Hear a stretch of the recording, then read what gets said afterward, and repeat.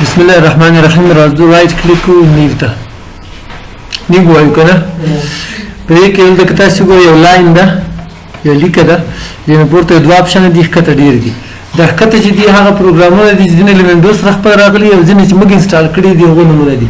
د دې فایده چې دا د مثال په توګه چې د ایکسل ته اړتیا شو چې ایکسل یو فایل ډایرکټ دلته په ډیسکټاپ باندې ځان ته سیو کړي باندې دلته کلیک کړي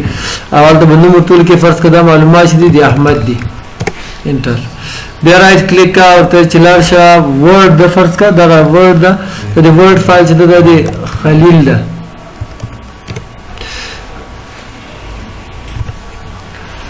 بس د پدې کې نوٹ پیډ ته فرض کارته شو نوٹ پیډ دی جان په نوم باندې سیو کړی ډایرکټ د ځای کې درته سیو هم شي خو د لیکن پورته چې دی د اپشن یو شارټ کټ ده یاره موږ تاسو په تیر درس کې هم شارټ کټ دلته ویلو د مثال په توګه چې شارټ کټ دی راوړي یو فایل نه ته بلاړې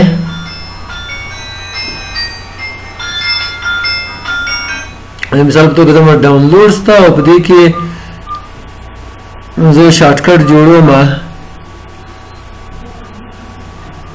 دې فایل ته فرض کړه یا دې ته دې باندې رائټ کلیک کوم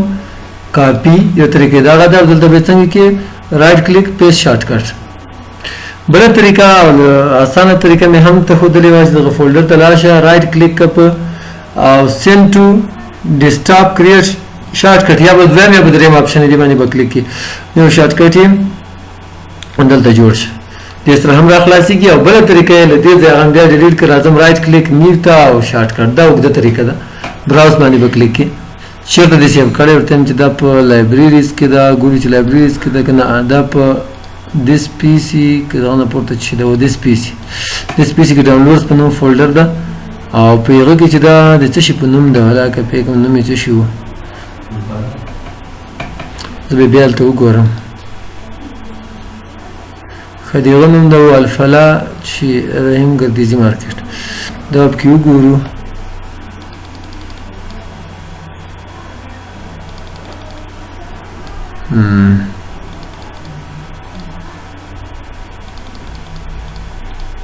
دغه او انتخاب کې اوکې نیکسټ دغه نه صحیح ته شارټ کټ ورته چې صحیح ده فینیش تاسو ګورئ ما شارټ کټ دلته بیا هم جوړ خو دا ډېره اوږده طریقه وه نو هغه نورې دوه طریقې چې دي اسانه دي دې نه هم کولی شئ چې تاسې راخلاص کړئ دغه عکس وي که ویډیو وي که اډیو وي که هر څه هم راخلاصول دې لارې هم راخلاصولی شئ خو دې نه پس په دې کې یو بل اپشن دغه ته وایي فولډر چې دا کنټینر ون په شکل ده د کنټینر کې موږ تاسو شي کو کنټینر کې موږ تاسو سامانه یو بل طرف ته لیږو د لپاره هغه خوندې کې ساتلی وي دلته هم دا دغه رقم ده که په غټه کې فکر وکړو چې چېرته کتابخانه هم لري کتابخانې ته چې لاړ شئ هلته د هر مضمون خپل المارۍ معلوموي د دیوال کې طرف معلوم وي چې د بیولوژي کتابونه په دغه طرف کې دي هلته یو غوندې بورډ هم سره لګېدلی وي که غوندې تخته سره لګېدلی او نوټ وي سره د بیولوژي کتابونه دي دغه طرف ته د کیمیا دي دغه طرف ته د کمپیوټر دي یو طرف ته د پښتو دي دري دي وغیره وغیره د دې فایده چې کله څوک هغه ته راشي کتابتون ته کتابخانې ته لاړ شي نو په اساني سره خپل معلومات راواخلي او که چېرته یې ګډوډ کېږدي یو کتاب د بیولوژي بل د کیمیا بل د پښتو بل د ریاضي بل د انګلیسي وغیره وغیره نو په یو کې بیا پیدا کول ډېر مشکل وي چې هر څوک راشي منظم وي ښه نو خبره ټوله ګډوډه شي که نه نو دا فولډر په کمپیوټر کې د مثال په توګه تاسې کمپیوټر کې ډرایوونه جوړوئ ډي ډرایو ای ډرایو سی ډرایو نو په دې کې ته معلومات سیو کړي چې دا فولډر یې جوړ دي دې لپاره چې منظم وي د معلومات که چېرته دا ټول معلومات ته ما فولډر نه وي جوړ دغسې مې کې غورځولی وي پسې ګرځېدم چې کوم فایل چېرته ده دلته اوس منظم دي خپل فایلونه په دې کې دي الفلا بارې کې دغه دي او د درسونو دلته دي ډیسکټاپ نه مې او د سی ډرایو نه مې څه معلومات را کاپي کړي دي هغه دلته دي مکس کې مې بیا نوم ورته جوړ لیکلی ده په دې کې بیا هغه درشته غوندې پرته ده لکه هغه چې ما ستاسو ته مخکې ویلې مکس ده ویډیو سته کې آډیو سته کې عادي فایلونه سته کې د کار فایلونه سته کې وغیره وغیره نو فولډر موږ د څه لپاره جوړوو چې په کمپیوټر کې د موږ تاسو معلومات منظم ایښي وي چې بیا پیدا کول کې موږ تاسو ته ډېر اساني وي. نو راځم رائټ کلیک کوم دلته نیو ته ځم فولډر ته چې په کلیک کړل نو طریقې نشي مثال په توګه معلومات ټول کې الفلا بجدار اخلاص کې ډبل کلیک یا رائټ کلیک اوپن دې کې نه نور فولډر جوړول شي. رائټ کلیک کا نیو ته لاړ شه همغه طریقه ده فولډر. دلته فرض کړئ د ایډمیشنز معلومات دي یو بل فولډر جوړاول دې ځای هم جوړیږي نیو فولډر. دلته کلیک کا فرض کړئ دلته د نتایج معلومات دي ریزلټ. بیا بل فولډر جوړوم ورته دلته د سرټیفیکیټ او شهادتنامه معلومات دي.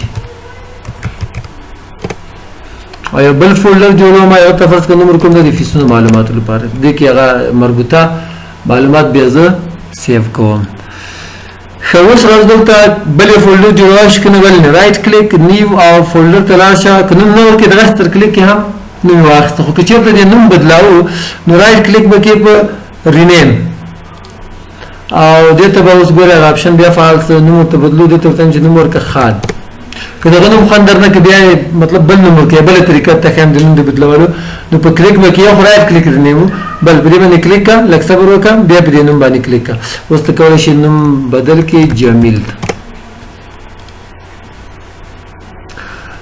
ښه دا د راخلاص کې په دې کې نه ډېرې فولډرې جوړې کړې. زه غواړم چې د 14 نمبر فولډر ډیلیټ کړم نو رائټ کلیک ډیلیټ چیرې ځي دا ریسایکل بن ته ځي. ریسایکل بن چې دا د لیسټا باندې یو فولډر باندې د راخلاص په دې کې مخکې مې ځینې چې ډیلیټ کړي هغه هم دیپ کې او سره نیو فولډر 14 چې دا دغه هم ورسره ده. ښه دغه که دغه ځای نه ډیلیټ کړې نو په کلیک وکړئ یا رائټ کلیک ډیلیټ یا چې ته ډاډه چې په مستقل ډول بیخي له کمپیوټر نه لرې کوې ورته چې یس یا دې باندې کلیک کا او ګوز ته آپشن ورکړی کنه دلته نه ورکړی نو رائټ کلیک وکړئ مجبورې بیا او ډیلیټ یس او که ډېر دې ډیلیټ کول انتخاب وکړئ رائټ کلیک ډیلیټ یا انتخاب دې کړی ډیلیټ بټن به ووایي کیبورډ نه دا به ټول ډیلیټ شي کوم چې انتخاب کړیو. بیا چې کله موږ تاسو نه مهمه دوسیه ریسایکل بن ته ولېږي ریسایکل بن نشته که په دفترونو کې کثافت دانی کوم کاغذ خرابي ګالته وراچو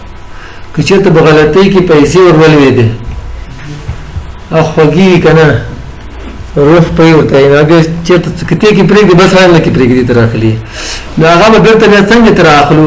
دې ځای به څنګه راخلو هلته خو راخیستلی شو که نه دلته به څنګه راخلو. فرض که 14 نمبر فولډر زه بېرته دلته راوستل غواړم نو رائټ کلیک ریسټور یا په دې باندې کلیک کا دلته هم ریسټور بټن شته او که ټول په یو وار خپل ځای ته وړل غواړې ریسټور آل آیټمز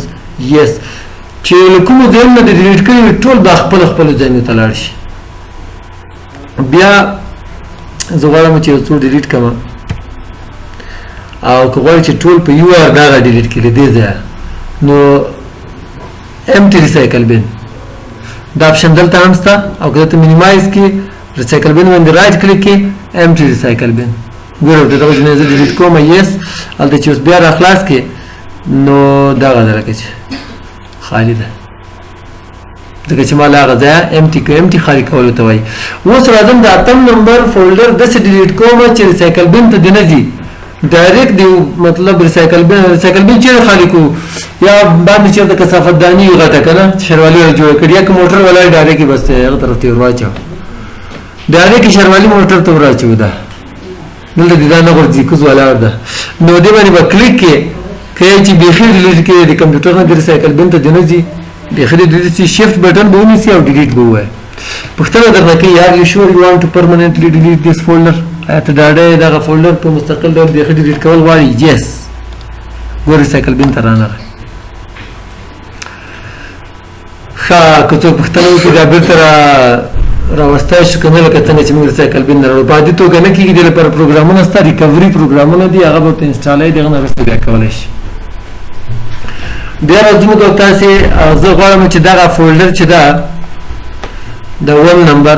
یا بیرته ځم الفلا په نوم چې ما کوم فولډر جوړ کړ هغه راخلاصوم په دې کې مې فرض کړه یو شخصي فولډر ده پرسنل او دې کې دننه مې څه فایلونه سیو کړي دي چې هغه کې د ما شخصي معلومات دي فرض کړئ یو دغه ده او بل چې د نوټ پیډ ده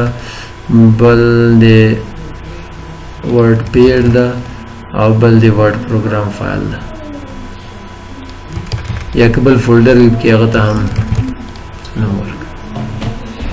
زه غواړم چې څوک هم دغه فولډر را خلاصوي د الفلا په نوم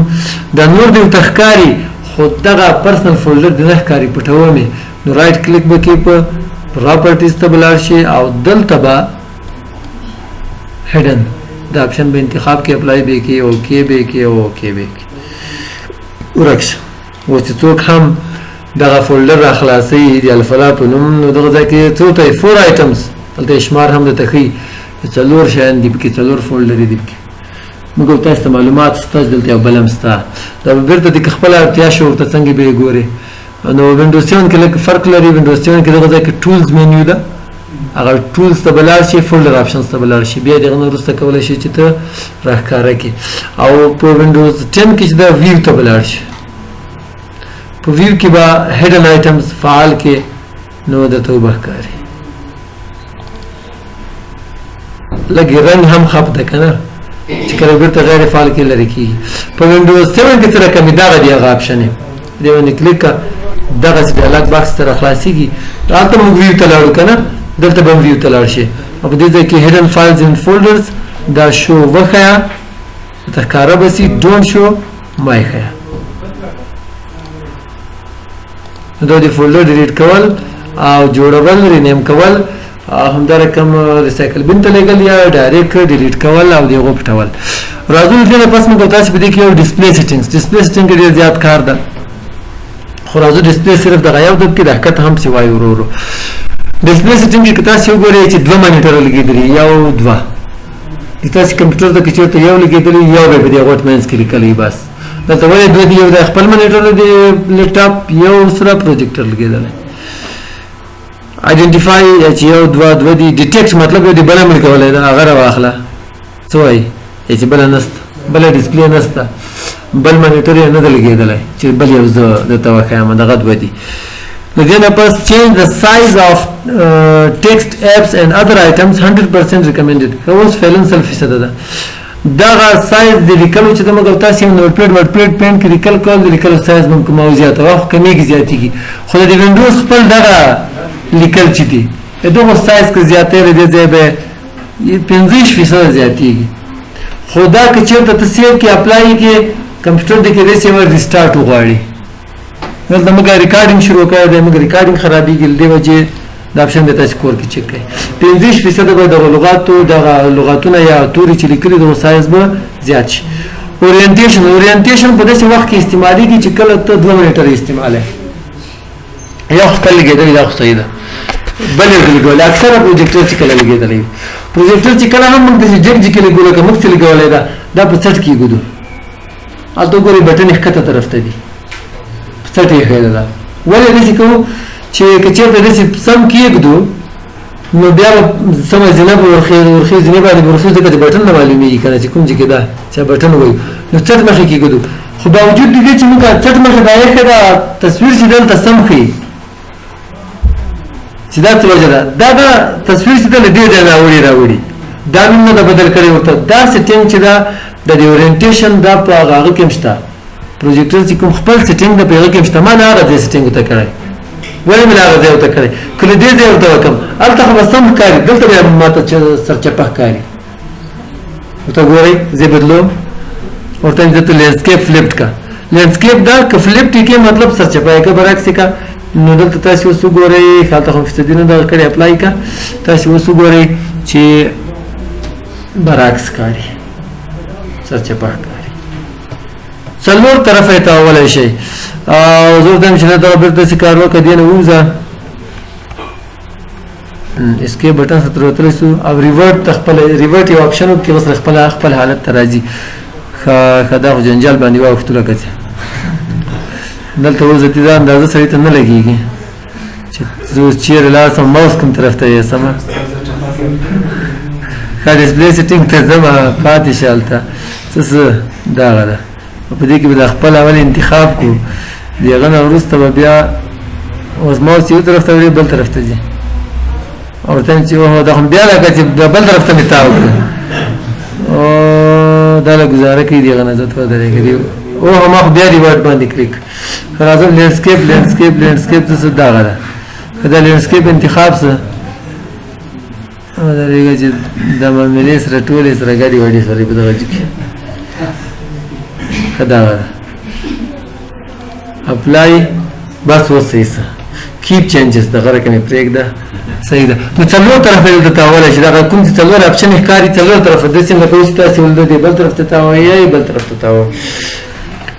برایټنس که غواړئ چې رڼایي دې د خپل کمپیوټر کمه کې زیاته کړي د دې ځای نه نه کېږي چې ته کلیک وکړې په کمه او زیاته کې په کیبورډ کې دې لپاره بټن دي لمر نه ښیي په او د یو سره پورته غشي وي د بل سره ښکته غشي وي او همیشه نږدې وي د یو بل سره دا بټنې په ډېر کمپیوټرونو کې همیشه اپ ایرو کې او ډاون ایرو کې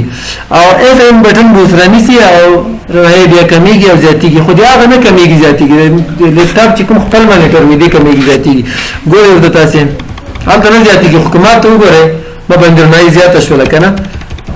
دلته بېرته کمه شوله او بیا زیاته شوله دغه خپله رڼایي ده له هغه ځای دغه سیټینګ کې هلته تاسې لیدلی شئ دغه ځای کې هم هلته پاسه نښه ښیي دلته هم ښیي رڼایي کمیږي او که زیاتېږي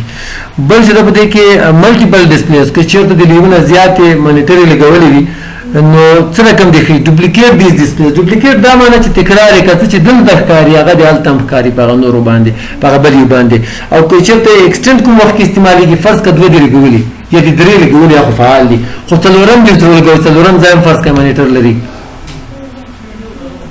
نو څلورم کې نه ښکاري کار نه کوي ته به په ایکسټنډ باندې پسې کلیک کړي ایکسټنډ باندې چې کلیک نو هغه ته به هم هغه اضافي چې بل یې لګولي هغه ته به هم دغه ډیسکټاپ ته ور وغورځي د مثال په توګه هېڅ وخت کې استعمالولی شي دا اپشن چې یو مانیټر دلته لګېدلی بل فرض کړئ د بل اتاق کې لګېدلی هلته هم شاګردان ناست دي هلته هم ناست دي استاد دلته فعلا نه ورته کړی خو لاسپیکر هم لګولی دی او سره پروجیکټر هم لګېدلی دي نو که چېرته د یو سیم فعالول چې موږ ته خو نه ښکاري مجبور یې چې دلته ایکسټینډ ته لاړ شي یو د سیټینګ وکړي بیا ډوپلیکیټ هم صحیح کار کوي خو اول وخت کې چې کله ته نور فعال کړي دي نو ډوپلیکیټ د انتخاب ده په دې وخت کې نوی چې ورولګي کېدای شي کار نه کوي او کار هم نه کوي ما خپل هم چک کړی ما درېیمې وارې ورته لګولی نو کار یې نه ورکاو دغه نه وروسته کله ایکسټینډ ته بدل شي نو بیا یې کار شروع کړ بل په دې کې شو ډیسکټاپ اونلی آن ون چې دا ډسپلی چې کومه ده د ډیسکټاپ دی چې صرف په اول یو باندې ښکاري شو اونلی آن ون اول همیشه د مانیټر خپل وي د دې کمپیوټر چې کوم لیپټاپ سره خپل راغلی دی اول وي هغه دویم ده که یې چې نه صرف په دویم دې ښکاري دی په دې ما نه ورکېږي تاسو ته به ښکاري دا مانیټر بیا توره تیاره شي بل له دې نه وروسته اډوانس ډسپلی سیټینګ ته که چېرې لاړ شو دلته هم هغه د هغه په رقم د تقریبا وینډوز 7 کې چې کله تاسې رایټ کلیک کوئ او ډسپلی سیټینګ ته یا سکرین ریزالوشن په نوم باندې دغه ځای کې اپشن وي دغه په ځای سکرین ریزالوشن وي نو هغه ته چې کله لاړ شئ تاسې بیا کولی شئ دلته وګورئ دغه رقم به 2 مانیټر لګېدلی آیډنټیفای ډیټیکټ او ډوپلیکیټ دغه اپشن انستاب کې خو سکرین ریزالوشن دغه ده سکرین ریزالوشن په داسې وخت کې استعمالېږي نوی وینډوز دې وکړله او د تا د کمپیوټر ډیسکټاپ چې ده دا د سکرین یو بل سر ته نه رسېږي نیمایي کې ولاړي ټول خو درته ښکاري خو د سکرین یا پاس او کوز څه برخه توره تیاره وي یا ښي چپ طرف ته توره تیاره وي بیخي ځای ته نه وي رسېدلی نو په داسې وخت کې به ته راشي همدې ځای به د ریزالوشن زیات کړي فعلا دغه زیات ده خو ته به څه پوهېږې چې د ما د مانیټر لپاره کوم یو مناسب سیټینګ ده ښه اول خو که چېرته دې ستونزې سره مخامخ شوئ نو اول ستونزه به دا وي چې دغه ځای کې به تاسې ریزالوشن زیات کړئ ښه که دا مثال د ما د کمپیوټر په رقم دغه ټول نه زیات انتخاب بیا هم نه و رسېدلی نو پوه شه چې د ویډیو ډرایور چې کومه ده هغه نه ده انسټال ګرافیک کارډ ډرایور دی نه ده انسټال یا د ویډیو چې کوم کارت کې لګېدلی د وی جی اے ډرایور دی نه ده انسټال نو ته به هغه انسټال کړې که هغه مې انسټال کړه بیا هم په همدې ډول و د هغه نه وروسته بیا ته راشي دلته چې کله یو مانیټر کمپیوټر ته لګېدلی وي اکثره 90% کمپیوټر کې ورته ښیي چې کوم مناسب سیټینګ وي هغه سره لیکلي وي ریکمنډډ موږ تاسو لږ مخکې هلته ولیدې یو لغات و ریکمنډډ تاسو ته دلته وښیم دغه وي دا لغات به ورسره وي مطلب مناسب سیټینګ دغه دی تا د کمپیوټر د مانیټر د دې سکرین لپاره نو اوس یې ولې نه ښیي ما ته ځکه چې دلته 2 مانیټرې لګېدلي دي کمپیوټر وینډوز پرېکړه نه شي کولی چې اوس کوم یو ریزالوشن ورته وښیم چې څه شم چې دا صحیح ده او که دا بل صحیح ده. ښه له دې نه وروسته ښه اپلای به کوي ویب پسې اوکې کوي. رنګونه کې چې کار ونه کوي ښه خبره ده رحمت کې تېر شي بیا که تاسې ګوتې کې ولې د خپل مانیټر ګډوډ کوي ښه رنګونه دغه ځای نه بیا پسې ورشئ. خو زه ما ته مشوره درته چې ګوتې مه کوئ بیا رنګونه د نه ګډوډ وي مجبور به بیا سره وینډوز کوئ یا به ګرافیک کارت در لرې کوئ او بیا کې انسټالوئ نو هغه ستونزمن کېږي ته کار. او ایډوانس سایزینګ آف ټیکسټ اینډ ادر آیټم دلته که زه لاړ شم دلته چې راوړي هماغه د هغه ټایټل بار باندې د سایز څومره وي د لیکلو د کمپنۍ سیټینګ بیخي صحیح ده د وینډوزیان پر کومه برایټنس هم دلته راغلی ده کې رڼایي زیاته که کمه که پروجیکټ و سیکنډ سکرین دویم سکرین دې لګولی هغه ته هم هلته ایکسټینډ دیز ډسپلیز و که نه هغه اپشن دی زموږ تاسې استفاده کولی شئ خو که دغه سایز هم د لیکلو زیاتاو کموو خو دا چې کله تاسې اپلای کوئ یو ریسټارټ درنه غواړي بیا خو کمپنۍ نه چې کوم سایز راغلی بیخي صحیح ده داسې ما غوندې سپین ږیرو خلکو ته ښه ده چې هغه یې سترګو نظري کمزوري شوي سایز ځان ته زیات کړي یا چا د سترګو دید چې کمزوري وي. ډسپلی اډاپټر پراپرټیز دغه ځای نه تاسې کولی شئ چې د خپل کمپیوټر کې چیک کړئ چې کوم یو ګرافیک کارت کې لګېدلی دی. ما په کمپیوټر کې د ګرافکس 4000 او دل انټل رجسټر ده ایچ ډي ده او 1202 MB د ګرافیک میموري ده او ډیډیکیټډ ویډیو میموري 32 MB ده شیرډ سیستم میموري خو دا تاسو ته ګرافیک کارت درښیي دا وګوره دغه رقم یو کارت وي یو سرکټ وي چې په منځ کې لګېدلی وي کله مې ګرافیک کارت چیک کاوه چې شته پکې نه شته پکې انسټال نه دی انسټال چې نه انسټال هم بیا نه ښکاري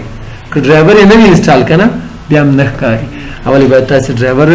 انسټال کړئ. دا معلومات صرف تاسو ته درکوي. راځو له دې نه وروسته موږ او تاسې په دې کې نوټیفیکیشنز اینډ ایکشنز وایو دا به که ژوند بیا بل ورځ وایو خبره ډېرې شوې. نوټیفیکیشن داسې به ښکته انشاءالله پسې ځو دغه سیټینګ چې دا په وینډوز 7 کې نشته